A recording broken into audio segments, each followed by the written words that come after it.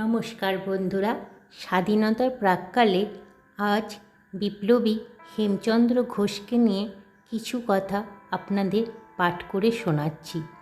বিবেকানন্দের পা ছুঁয়েছিলেন বলে দ্বিতীয় আর কাউকে প্রণাম করেননি বিপ্লবী হেমচন্দ্র ঘোষ।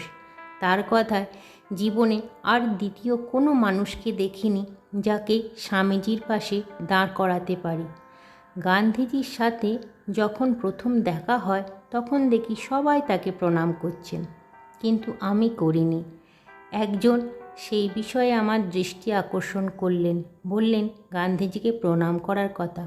আমি বললাম, আমি এই দক্ষিণ হস্ত দিয়ে স্বামী বিবেকানন্দের চরণ স্পর্শ করেছি, আমি এই দক্ষিণ হস্ত দিয়ে আর কারো পা স্পর্শ করতে পারবো না। যে মস্তক স্বামী বিবেকানন্দের চরণতলে নত হয়েছে সেই মস্তক আর কারোর কাছে নত হবে না। জীবনে আর কাউকে কখনো প্রণাম করিনি, আর কাউরের পায়ে মাথা নোয়াইনি। আমার মাথায় পিঠে তার অগ্নিস্পর্শ এখনও লেগে রয়েছে।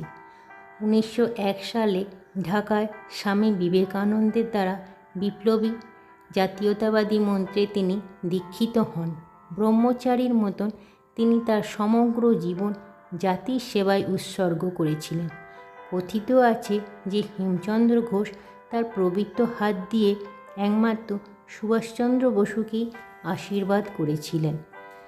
তিনি দেশভাগের চরম বিরোধী ছিলেন, তাই দেশ স্বাধীন হওয়ার পরে তিনি যখন জেলের বাইরে এলেন, কলকাতার দক্ষিণে থাকতে শুরু করলেন এবং দেশের সরকার প্রদত্ত যাবতীয় সম্মান ও স্বীকৃতি অত্যন্ত ঘৃণার সাথে প্রত্যাখ্যান করেছিলেন।